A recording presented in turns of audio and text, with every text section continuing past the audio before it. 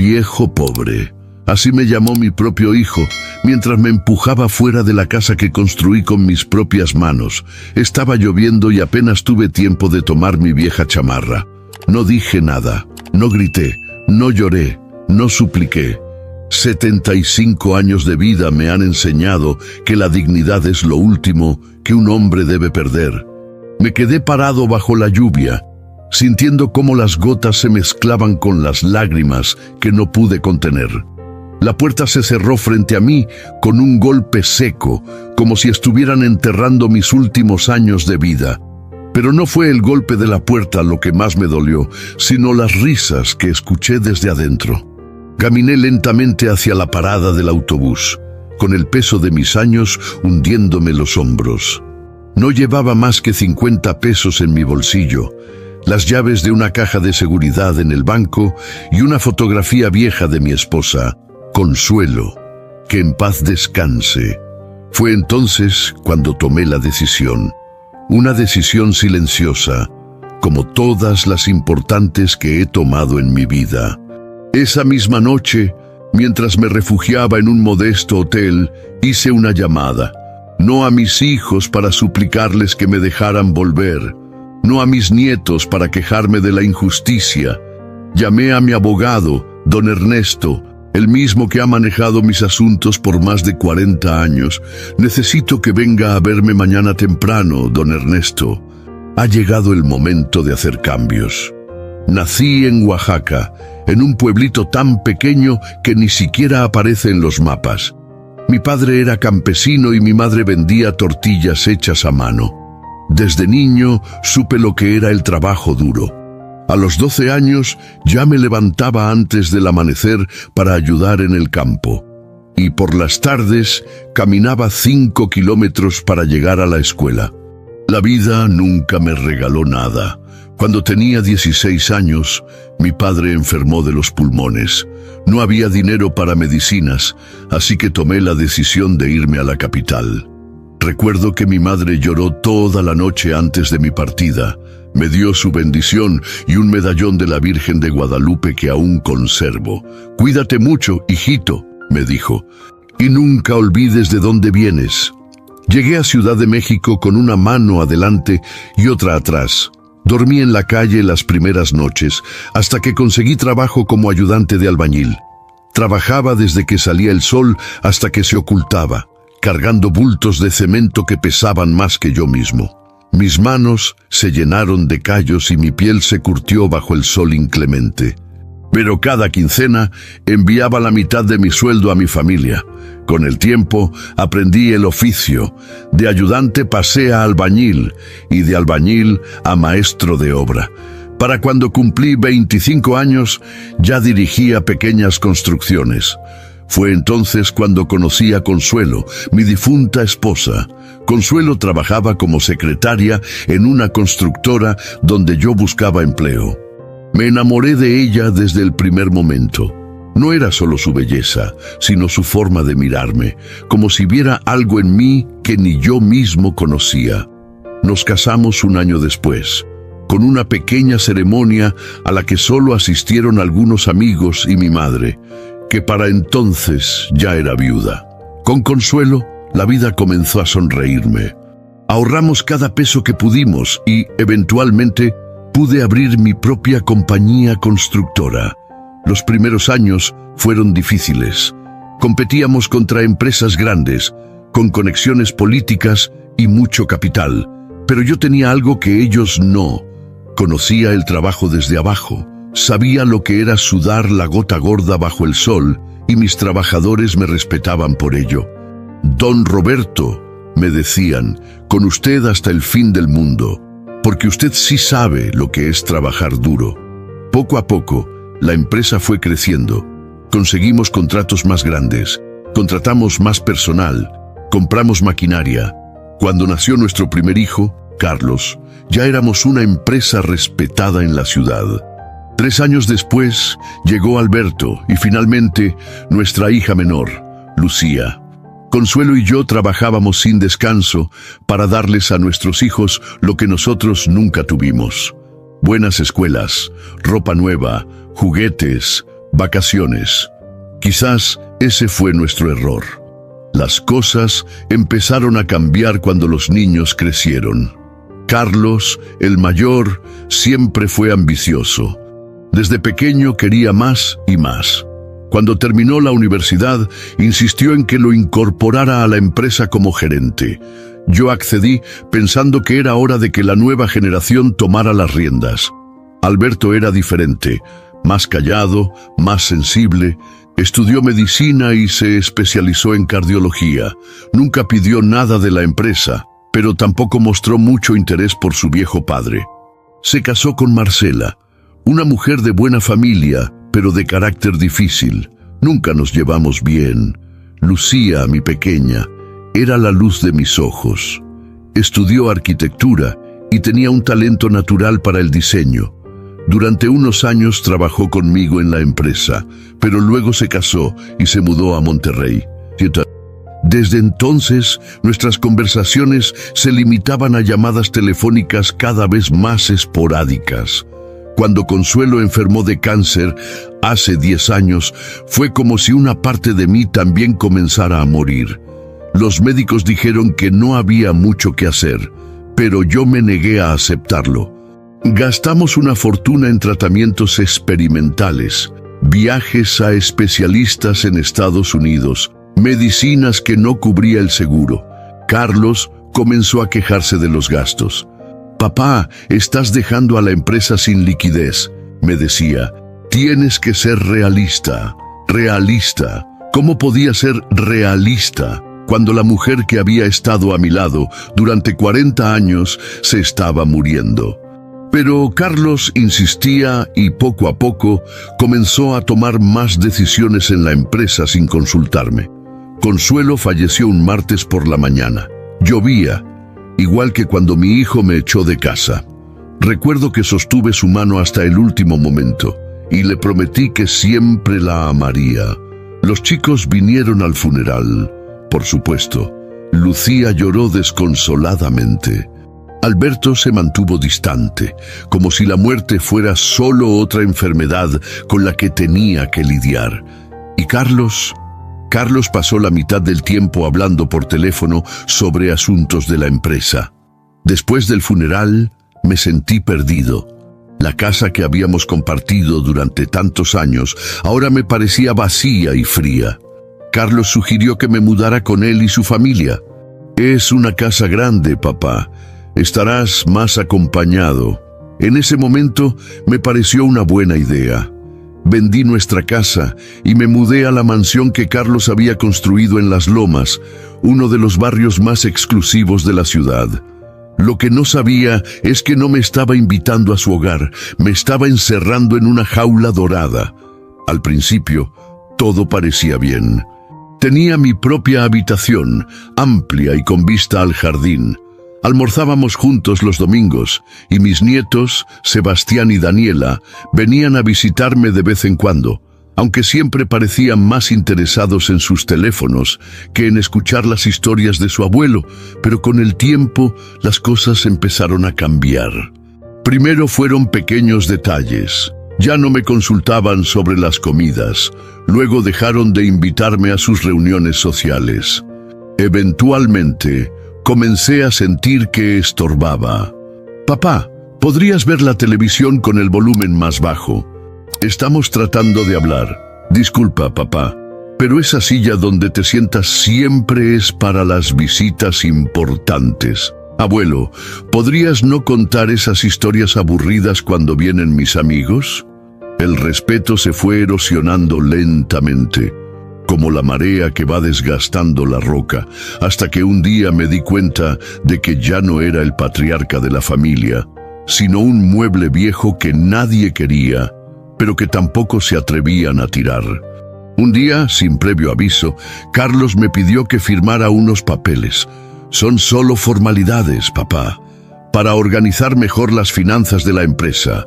Yo había dejado la dirección activa de la compañía años atrás, pero seguía siendo el accionista mayoritario. Los papeles que Carlos me presentó transferían gran parte de mis acciones a su nombre. Me negué a firmar. Bon, necesito tiempo para pensarlo, hijo. Estos son asuntos serios. La expresión de Carlos cambió inmediatamente. Su sonrisa desapareció y vi en sus ojos algo que nunca había visto antes: desprecio. Ya no estás en condiciones de tomar decisiones, papá. Tienes 75 años. Es hora de que descanses y dejes que yo me encargue de todo. 75 años no me hacen incompetente, Carlos. He dirigido esta empresa desde antes de que tú nacieras. La discusión se intensificó. Carlos alzó la voz. Yo mantuve la calma. Su esposa, Regina, se unió a él, sugiriendo que quizás yo estaba perdiendo facultades mentales. Mis nietos observaban desde lejos, con una mezcla de confusión y vergüenza. Esa noche no pude dormir. Me sentía traicionado, humillado, pero también me sentía culpable. ¿Habíamos criado a nuestros hijos para que fueran así? ¿Dónde nos habíamos equivocado Consuelo y yo? La situación empeoró en las semanas siguientes. Carlos y Regina comenzaron a tratarme como a un niño.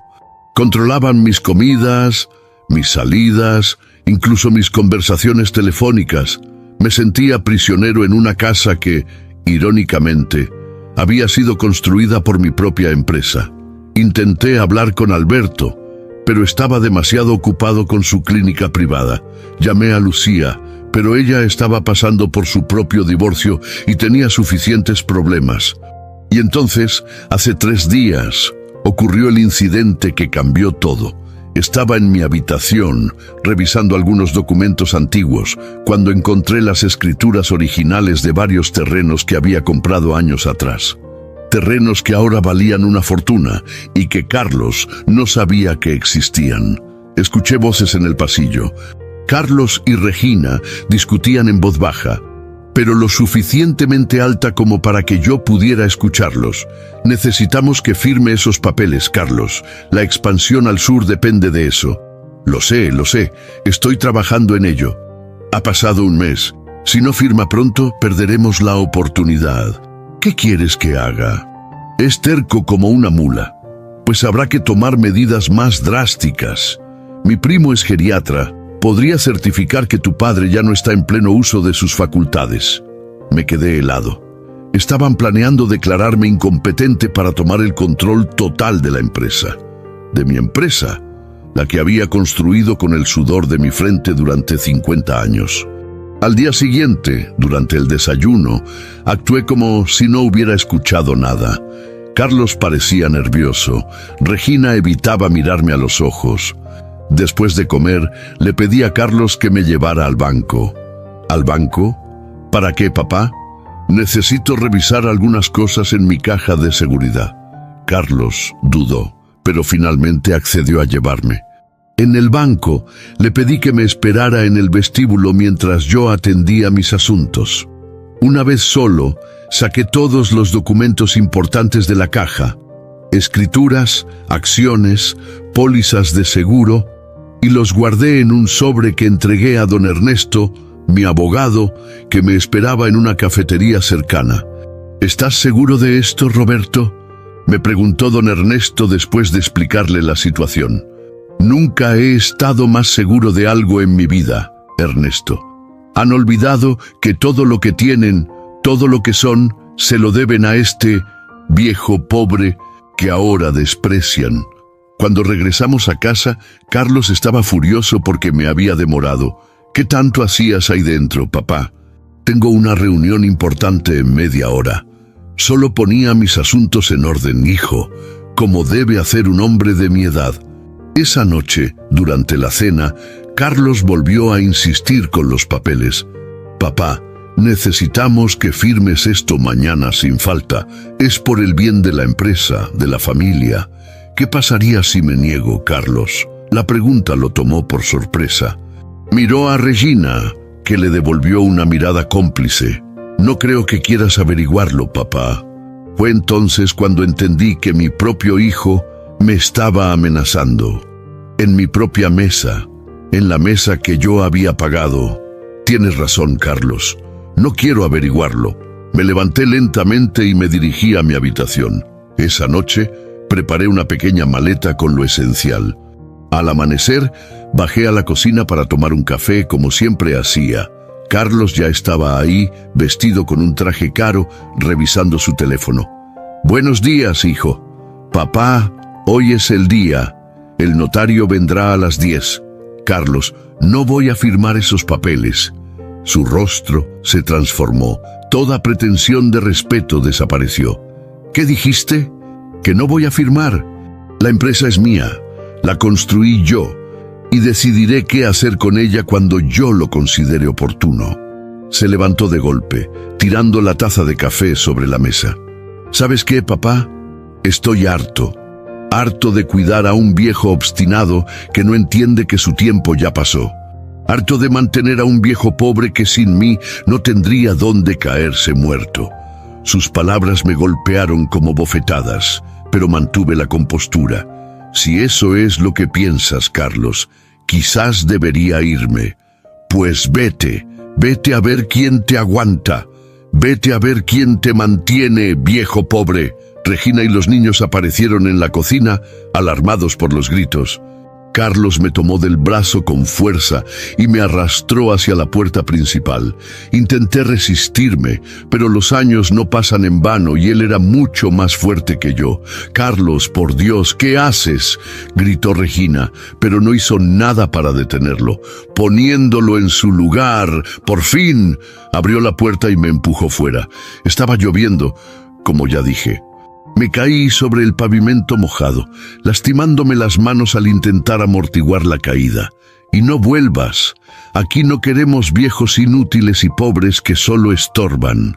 Y así, de un momento a otro, me encontré en la calle. Yo, Roberto Jiménez, el hombre que había construido una de las empresas constructoras más importantes de México, echado como un perro por mi propio hijo.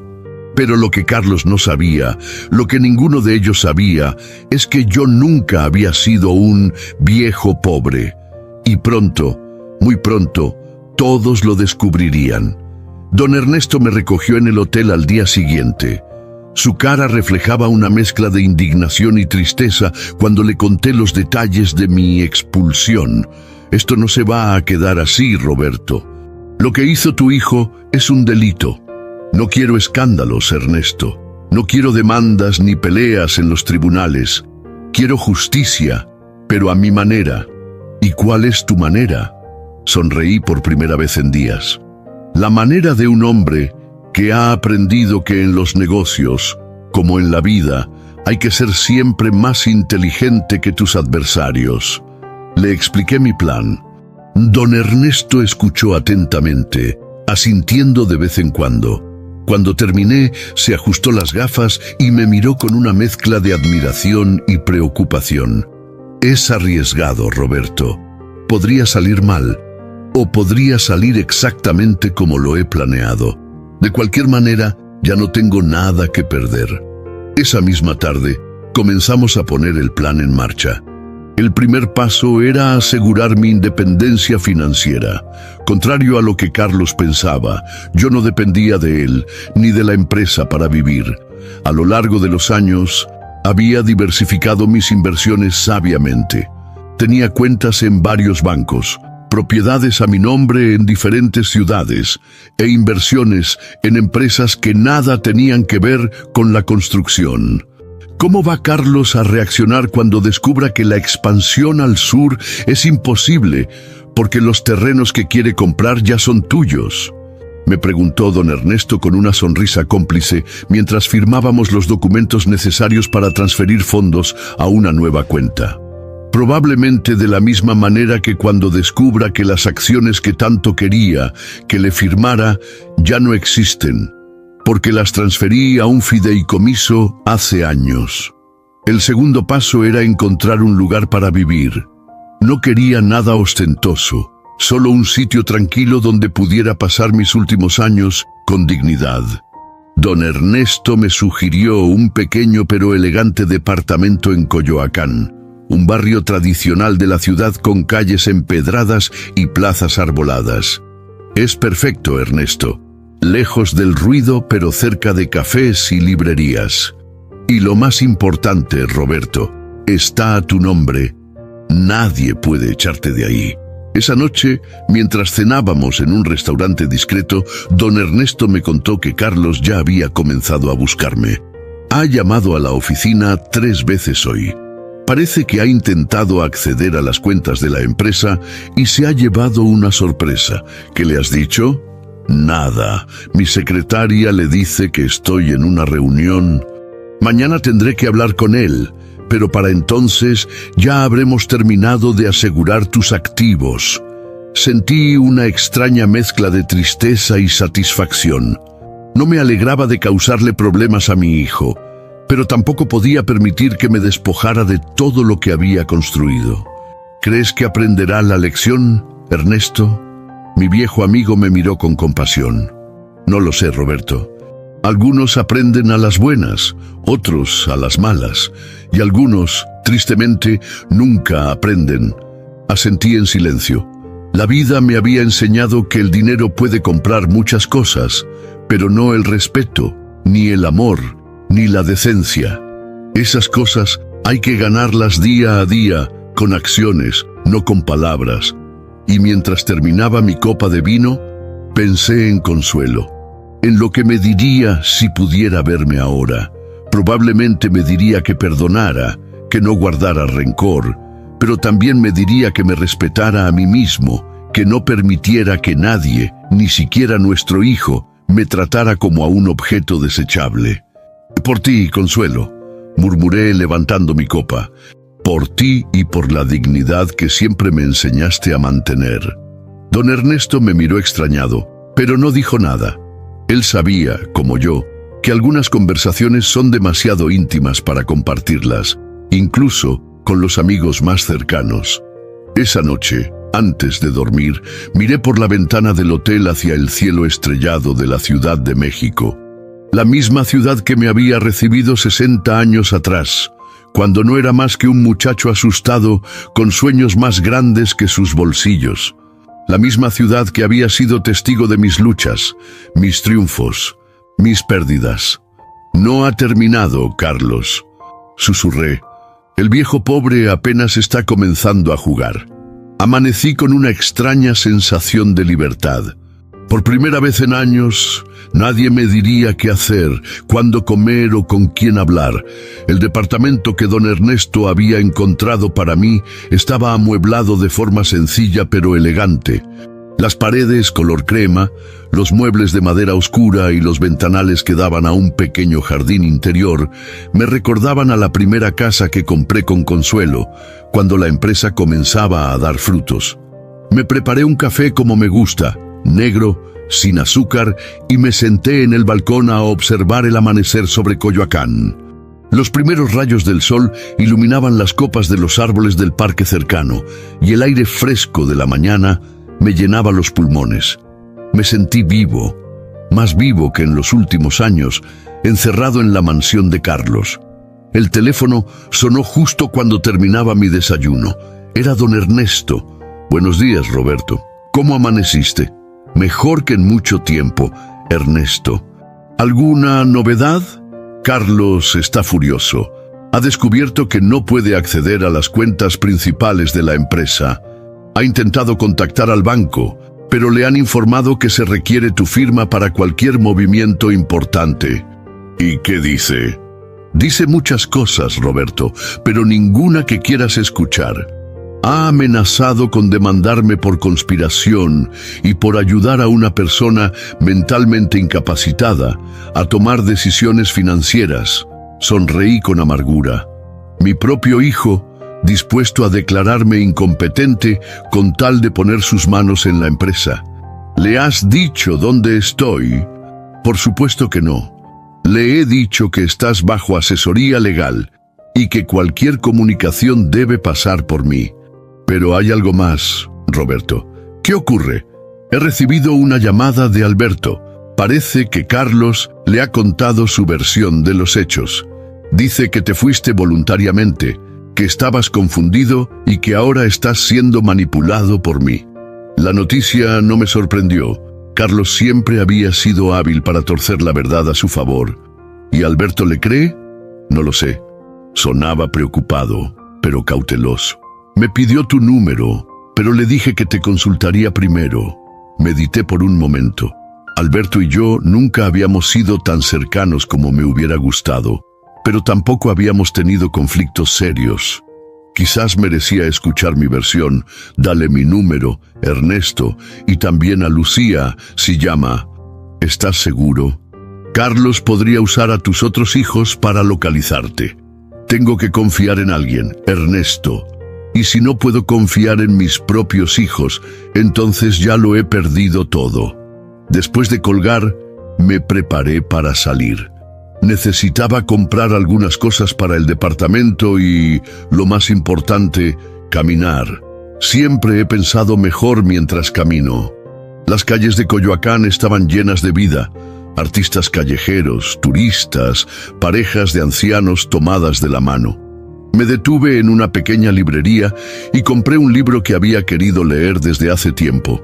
Luego, entré en un café donde un grupo de jubilados jugaba dominó. ¿Puedo unirme?, pregunté tímidamente. Me miraron con curiosidad, pero asintieron. Pronto estaba inmerso en el juego, riendo y conversando como no lo había hecho en años. Me presenté simplemente como Roberto, un recién llegado al barrio. No mencioné mi apellido ni mi pasado. Era refrescante ser solo un hombre más, sin el peso de un imperio empresarial sobre los hombros. Cuando regresé al departamento, el teléfono estaba sonando. Era Alberto. ¿Papá? ¿Eres tú? Sí, Alberto, soy yo. Dios mío, papá, ¿dónde estás? Carlos nos dijo que te habías ido de la casa, que estabas actuando extraño. ¿Eso te dijo? ¿No te contó que me echó a la calle, que me llamó viejo pobre, que me empujó bajo la lluvia? Hubo un silencio al otro lado de la línea. No me contó eso. Dijo que habían tenido una discusión sobre la empresa y que decidiste irte. Pregúntale a tus sobrinos, Alberto. Ellos estaban allí. Vieron cómo su padre me trató. Otro silencio, más largo esta vez. Papá, ¿estás bien? ¿Necesitas algo? Puedo ir a verte, donde sea que estés. Consideré la oferta. Parte de mí quería ver a Alberto, hablar cara a cara. Pero otra parte, la más cautelosa, me advertía que podría ser una trampa. Estoy bien, hijo. Tengo un lugar donde quedarme y dinero suficiente. No te preocupes por mí. Pero papá, Carlos dice que don Ernesto te está manipulando, que está tratando de quedarse con la empresa. Solté una carcajada amarga. Don Ernesto ha sido mi abogado por 40 años, Alberto. Si hubiera querido aprovecharse de mí, lo habría hecho hace mucho tiempo. No, hijo. Quien quiere quedarse con la empresa es Carlos. Y estaba dispuesto a declararme incompetente para lograrlo. Le conté toda la historia, sin omitir detalles. Le hablé de las conversaciones que había escuchado, de los papeles que Carlos quería que firmara, de cómo me habían tratado durante los últimos meses. No puedo creerlo, dijo finalmente. Carlos siempre ha sido ambicioso, pero esto es demasiado. La ambición no es mala, Alberto. Yo también fui ambicioso, pero la ambición sin principios, sin respeto, sin amor, eso no es ambición, es codicia, y la codicia lo corrompe todo. ¿Qué vas a hacer ahora, papá? Voy a hacer lo que debía hacer hace tiempo, asegurarme de que mi legado quede en buenas manos, no en las manos más ambiciosas, sino en las más dignas. Nos despedimos con la promesa de vernos pronto. No le di mi dirección, pero accedí a encontrarme con él en un lugar público en los próximos días. Apenas colgué, el teléfono volvió a sonar. Esta vez era Lucía. «Papá, por fin te encuentro. Estaba tan preocupada». Su voz se quebró y pude sentir que estaba llorando. Lucía siempre había sido la más emocional de mis hijos. «Estoy bien, mi niña, no llores». Carlos nos dijo cosas terribles, papá, que estabas confundido, que habías abandonado la casa, que estabas siendo manipulado. Ya hablé con Alberto, Lucía, le conté toda la verdad. Carlos me echó de la casa, me humilló, Me trató como a un perro viejo que ya no sirve. Lucía sollozó con más fuerza. Lo siento tanto, papá. Debí estar ahí. Debí ayudarte. No es tu culpa, hija.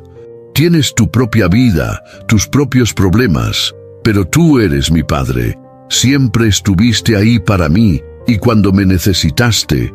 Escúchame, Lucía. No te culpo. A ninguno de ustedes, excepto a Carlos. Él tomó sus decisiones. Y ahora tendrá que vivir con las consecuencias. Hablamos durante casi una hora.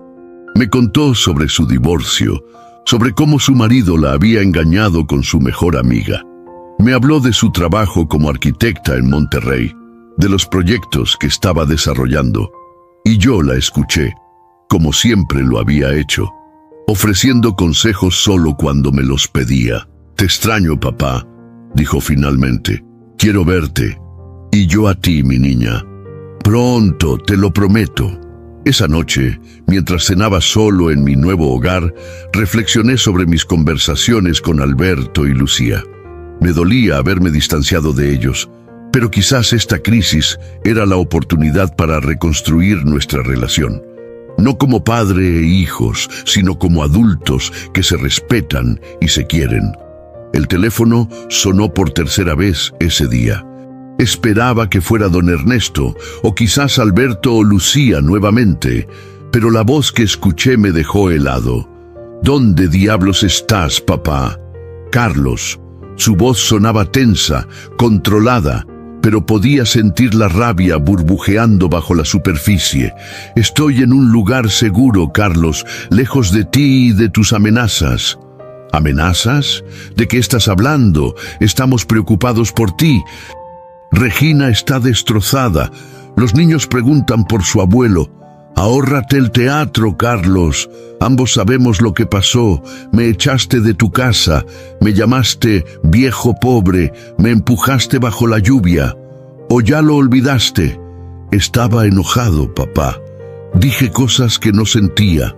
Tú me provocaste, negándote a firmar los papeles que la empresa necesita para crecer. ¿Me estás culpando a mí? ¿En serio, Carlos? Mira, podemos arreglar esto. Vuelve a casa, firmamos los papeles y todo vuelve a la normalidad. ¿De acuerdo? Su descaro me dejó sin palabras por un momento.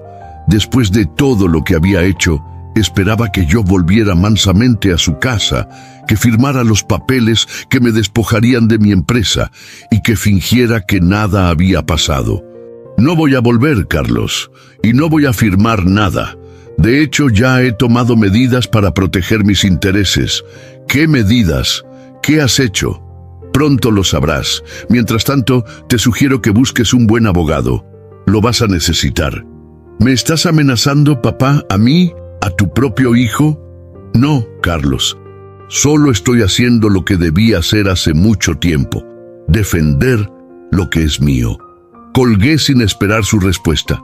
Sabía que estaba furioso, pero ya no me importaba. Durante demasiado tiempo había permitido que mi amor por mis hijos nublara mi juicio. Había confundido el amor con la sumisión, el respeto con la renuncia. Eso se había acabado. Al día siguiente, don Ernesto vino a visitarme temprano.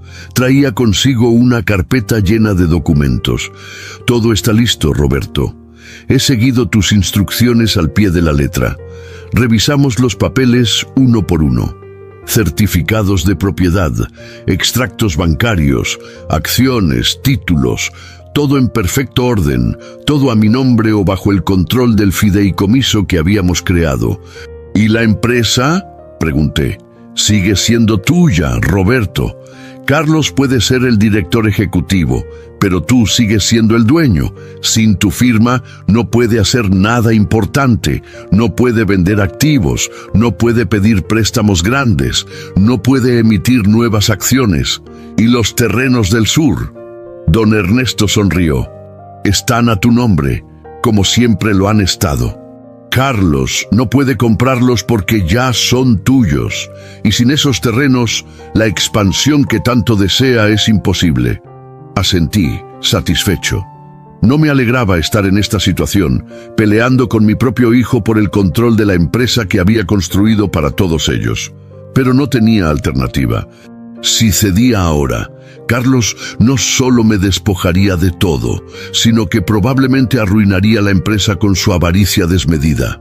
¿Qué crees que hará cuando se dé cuenta?, pregunté. Intentará encontrar algún vacío legal, alguna forma de recuperar el control. Pero hemos sido minuciosos, Roberto. Todo está en regla. Lo único que podría hacer es declararme incompetente, completé la frase, como ya había planeado. Exactamente, pero para eso necesitaría el testimonio de médicos, pruebas de que no estás en pleno uso de tus facultades, y ambos sabemos que eso no es cierto. Carlos tiene amigos, Ernesto, médicos que le deben favores, jueces que podrían inclinarse a su favor. Por eso hemos tomado precauciones adicionales. Me mostró otro documento. Era un certificado médico reciente, firmado por 3 especialistas de renombre, que atestiguaba mi plena capacidad mental. Esto, junto con las grabaciones de tus conversaciones con Carlos, será suficiente para frustrar cualquier intento de declararte incompetente. ¿Grabaciones? Don Ernesto sacó una pequeña grabadora del bolsillo. Instalé una aplicación en tu teléfono ayer, con tu permiso. ¿Recuerdas? Cada llamada que recibas quedará registrada, incluida la de Carlos de anoche. Me sentí un poco incómodo. Nunca me había gustado recurrir a este tipo de tácticas. Pero Carlos había llevado las cosas a un punto donde la confianza ya no era posible. ¿Es legal? En México, es legal grabar tus propias conversaciones sin informar a la otra parte, especialmente si tienes razones para creer que podrías estar siendo víctima de un delito, como la extorsión o el abuso de una persona vulnerable. Pasamos el resto de la mañana repasando el plan. Era sencillo pero efectivo: mantener el control de la empresa a distancia a través de don Ernesto, mientras evaluaba quién de mis hijos, si alguno, merecía heredarla. Alberto y Lucía quieren verme, le dije a don Ernesto. ¿Crees que es seguro? Con precauciones, sí. Sugiero un lugar público, preferiblemente uno donde tengas amigos o donde yo pueda estar cerca sin que me vean. Decidimos que me reuniría con Alberto al día siguiente, en el café donde había jugado dominó. Lucía llegaría a la ciudad el fin de semana y nos veríamos entonces. Una cosa más, Roberto, dijo don Ernesto antes de irse. Carlos ha contratado un investigador privado para encontrarte. ¿Tan desesperado está? Al parecer, sí. Ha descubierto que los terrenos del sur son tuyos y que sin ellos la expansión es imposible. Está furioso y asustado. Déjalo que busque. Esta ciudad es enorme y yo solo soy un viejo más entre tantos. Pero mientras decía esas palabras, sentí un escalofrío. Carlos no se detendría fácilmente, y aunque había tomado precauciones legales, no podía protegerme de todo. Ten cuidado, Roberto. Tu hijo ha demostrado que está dispuesto a mucho por conseguir lo que quiere. Después de que don Ernesto se fue, salí a caminar nuevamente. El aire fresco y el ejercicio siempre me habían ayudado a pensar con claridad. Mientras recorría las calles empedradas de Coyoacán, reflexioné sobre cómo habíamos llegado a esto. ¿En qué momento mi hijo mayor, el niño que solía sentarse en mis rodillas y pedirme que le contara historias, se había convertido en un hombre capaz de echarme a la calle? Cuando el respeto se había convertido en resentimiento, el amor en ambición, la gratitud en avaricia. Quizás había sido culpa mía por darles demasiado sin exigir nada a cambio, por construir un imperio para ellos sin enseñarles el valor del trabajo duro, del sacrificio, de la honestidad. O quizás era simplemente la naturaleza humana, ese impulso oscuro que a veces nos hace traicionar incluso a quienes más nos han dado. Fuera cual fuera la razón, ahora tenía que enfrentar las consecuencias, y estaba dispuesto a hacerlo, no por venganza, sino por justicia. No solo para mí, sino para el legado que algún día dejaría atrás. Mientras regresaba al departamento, el sol comenzaba a ponerse sobre Coyoacán, tiñendo el cielo de naranja y rosa. Me detuve un momento para admirar el espectáculo, recordando las muchas puestas de sol que había compartido con Consuelo a lo largo de los años. «Me gustaría que estuvieras aquí, mi amor», murmuré. «Tú sabrías qué hacer». Y por un instante casi pude sentir su mano en mi hombro, su voz en mi oído, diciéndome que siguiera adelante, que no me rindiera, que defendiera lo que era justo. Con ese pensamiento, entré en el edificio, saludé al portero con una sonrisa y subí a mi departamento. Mañana sería otro día, un día más en esta batalla que nunca quise librar, pero que no podía evitar. Y mientras me preparaba para dormir, pensé en las palabras que mi padre solía decirme cuando era niño y me quejaba de las injusticias de la vida. «Hijo, uno solo pierde lo que no defiende, y tú eres un Jiménez. Los Jiménez no perdemos lo que es nuestro». El café estaba casi lleno cuando llegué para encontrarme con Alberto. Los mismos jugadores de dominó del día anterior me saludaron con la mano, invitándome a unirme a ellos. Les sonreí y negué con la cabeza, señalando hacia una mesa en la esquina donde esperaría a mi hijo. Pedí un café negro y un pan dulce mientras observaba la puerta. Me sentía nervioso, como si fuera a encontrarme con un extraño y no con mi propio hijo. En cierto modo, así era. Hacía tanto tiempo que no teníamos una conversación real, sincera, que casi había olvidado cómo era su voz cuando no hablaba de trabajo o de dinero. Alberto llegó puntual, como siempre. Alto, delgado, con el pelo oscuro comenzando a mostrar algunas canas en las sienes, vestido con un traje caro pero discreto, el traje del médico exitoso que era. Me buscó con la mirada y, cuando me vio, su expresión cambió. ¿Era culpa lo que veía en sus ojos? ¿O simplemente sorpresa al ver a su padre sentado en un café modesto, vestido con ropa sencilla, sin el aura de poder que solía rodearme? «Papá», dijo mientras se acercaba a la mesa. Me puse de pie y nos abrazamos, un abrazo torpe, demasiado breve, como si ambos temiéramos quebrarnos si nos sosteníamos con demasiada fuerza. «Alberto, me alegra verte». Se sentó frente a mí y pidió un café al mesero que se acercó inmediatamente. Durante unos segundos, ninguno de los dos habló. Finalmente, fue él quien rompió el silencio. «Te ves bien, papá. Diferente, pero bien. Me siento bien. Libre, podría decirse. Carlos está...» comenzó, pero lo interrumpí. «No quiero hablar de Carlos ahora, Alberto. Primero quiero saber de ti, de tu vida, de tu trabajo. Hace tanto que no hablamos, realmente hablamos». Pareció sorprendido, pero asintió. «El trabajo va bien. La clínica está creciendo. Tenemos más pacientes de los que podemos atender. Estamos pensando en abrir una nueva sede en Polanco». «¿Y Marcela? ¿Los niños?». Su expresión se endureció ligeramente al mencionar a su esposa. «A Marcela está bien, ocupada con sus comités de beneficencia, como siempre. Los niños, bueno, Javier está en la universidad, estudiando medicina como yo. Sofía acaba de cumplir 15 años. Ya sabes cómo son las chicas a esa edad». «No lo sé, Alberto. Nunca tuve una hija de 15 años. Tuve una hija que creció demasiado rápido, que se convirtió en mujer cuando yo estaba demasiado ocupado construyendo un imperio para notarlo». Alberto me miró con sorpresa. «Papá, ¿de qué estás hablando? Fuiste un buen padre. Nos diste todo». «Les di cosas, Alberto. Casas, coches, viajes, educación. Pero no les di tiempo, no les di ejemplo. No les enseñé lo que realmente importa. Nos enseñaste a trabajar duro, a ser responsables. ¿De verdad? Mira a Carlos. ¿Ves responsabilidad en un hombre que echa a su padre a la calle por codicia? ¿Ves los valores que supuestamente les enseñé?» Alberto bajó la mirada, incómodo. Carlos siempre fue diferente, más intenso. más ambicioso.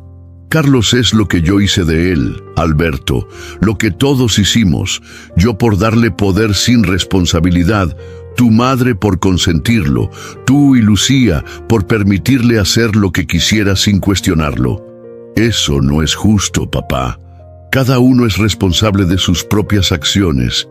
Tienes razón, no es justo culparte a ti o a Lucía, pero yo tengo mi parte de culpa en todo esto. Bebimos nuestro café en silencio por un momento, cada uno sumido en sus propios pensamientos. Finalmente, Alberto habló de nuevo. Carlos dice que estás saboteando la empresa, que has bloqueado las cuentas, que te niegas a firmar para la expansión. ¿Sabotear? Es mi empresa, Alberto. La construí con estas manos. Levanté mis manos envejecidas, con manchas de la edad y cicatrices de décadas trabajando. Tengo todo el derecho a decidir qué se hace con ella. Pero la expansión al sur es una oportunidad única. Los terrenos son míos, Alberto. Los compré hace 20 años, cuando nadie creía que esa zona se desarrollaría. Los compré con mi dinero, no con el de la empresa. Alberto me miró con asombro. Tuyos, pero Carlos dijo que estaban negociando con un propietario testarudo que pedía demasiado. Solté una carcajada amarga. ¿Un propietario testarudo? Supongo que soy yo, y sí, estoy pidiendo demasiado, respeto, dignidad, reconocimiento por lo que he construido. Papá, si los terrenos son tuyos, ¿por qué no simplemente los vendes a la empresa? Sería un buen negocio para ti. Lo miré directamente a los ojos. ¿Un buen negocio? ¿Eso es todo lo que te importa, Alberto? ¿El negocio? No, claro que no, pero ¿sabes por qué compré esos terrenos? No fue por inversión, fue por tu madre. Era su sueño construir un hospital allí, un hospital para niños sin recursos. Me hizo prometer que algún día lo haríamos realidad. Alberto palideció. No lo sabía. Hay muchas cosas que no sabes, hijo. Muchas cosas que ninguno de ustedes sabe, porque estaban demasiado ocupados con sus vidas para preguntar. Un silencio incómodo cayó sobre nosotros. Alberto parecía genuinamente afectado por lo que acababa de escuchar. ¿Qué vas a hacer ahora, papá? Voy a hacer lo que debí hacer hace mucho tiempo, poner mis asuntos en orden, decidir quién merece qué y asegurarme de que el legado de tu madre y el mío sea respetado. ¿Qué significa eso exactamente? Significa que voy a reescribir mi testamento, voy a redistribuir mis acciones en la empresa y voy a decidir qué hacer con los terrenos del sur. Alberto me miró con una mezcla de preocupación y curiosidad. ¿Y qué hay de Carlos? ¿De nosotros? Eso depende de ustedes, Alberto, de lo que demuestren en los próximos días, semanas, meses. Es una prueba, nos estás poniendo a prueba. Llámalo como quieras. Yo lo llamo justicia, o quizás redención. Terminamos nuestros cafés en silencio. Cuando nos despedimos, Alberto me abrazó con más fuerza, como si temiera que fuera la última vez que nos viéramos. Te quiero, papá. A pesar de todo, te quiero. Yo también te quiero, hijo. Nunca lo dudes. Lo vi alejarse, caminando rápidamente hacia su coche lujoso estacionado en la esquina. Me pregunté qué haría ahora. ¿Iría directamente a contarle a Carlos sobre nuestra conversación? ¿O mantendría la lealtad hacia su padre? El tiempo lo diría. Estaba a punto de volver a mi departamento cuando sentí que alguien me observaba. Giré lentamente y vi a un hombre apoyado en un poste de luz al otro lado de la calle. Mediana edad, complexión fuerte, gafas oscuras. Nuestras miradas se cruzaron por un instante antes de que él desviara la suya y comenzara a caminar en dirección opuesta. El investigador de Carlos, pensé. Me había encontrado más rápido de lo que esperaba. Tendría que ser más cuidadoso a partir de ahora. Don Ernesto llegó a mi departamento esa misma tarde, visiblemente agitado. Carlos ha convocado una reunión de emergencia de la junta directiva, me informó mientras se servía un vaso de agua. Está intentando forzar una votación para emitir nuevas acciones y diluir tu participación. No puede hacer eso sin mi firma. Lo sé, pero está presionando a los otros miembros, diciéndoles que estás mental y físicamente incapacitado para tomar decisiones. Está usando tu edad y tu desaparición como prueba. Sentí que la ira crecía dentro de mí. No solo me había echado de su casa, ahora intentaba robarme públicamente, humillarme frente a personas que me habían respetado durante décadas. ¿Cuándo es la reunión? Mañana a las 10. Estaré allí. Don Ernesto me miró con alarma. ¿Estás seguro, Roberto? Podría ser peligroso. Carlos estará furioso y no sabemos hasta dónde está dispuesto a llegar. Precisamente por eso debo ir. Es hora de enfrentarlo, cara a cara, frente a todos. Es hora de que la verdad salga a la luz. Al menos, déjame preparar algunas medidas de seguridad. Podemos contratar guardaespaldas, notificar a la policía. No, Ernesto, iré solo, como siempre he hecho. Carlos puede tener dinero y poder, pero yo tengo algo que él nunca tendrá: la verdad. Y la verdad, amigo mío, es el arma más poderosa de todas. Pasamos las siguientes horas preparando mi aparición. Revisamos documentos, preparamos declaraciones, anticipamos posibles escenarios. Don Ernesto, siempre meticuloso, insistió en que lleváramos un notario público para certificar todo lo que ocurriera en la reunión. ¿Has hablado con Alberto?, me preguntó mientras repasábamos los últimos detalles. Sí, nos vimos esta mañana.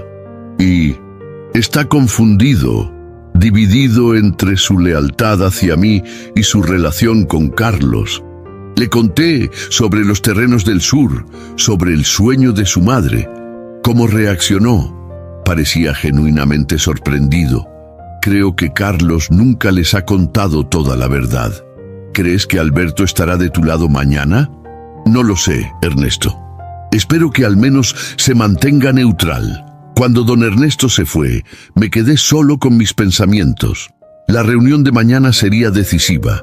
Enfrentaría a Carlos frente a la junta directiva, personas que me conocían desde hacía años, que habían sido testigos de cómo había construido la empresa desde cero. ¿Me creerían a mí o a mi hijo? El teléfono sonó, interrumpiendo mis reflexiones. Era Lucía. Papá, acabo de hablar con Alberto. Me contó sobre su encuentro contigo. ¿Es cierto lo de los terrenos? ¿Lo del hospital? Sí, hija. Era el sueño de tu madre. Me hizo prometerlo en su lecho de muerte. ¿Por qué nunca nos lo dijiste? Lo intenté, Lucía. Muchas veces, pero ustedes estaban ocupados con sus vidas y con el tiempo dejé de intentarlo. Hubo un silencio al otro lado de la línea. Carlos va a intentar algo mañana, en la reunión de la junta, dijo finalmente.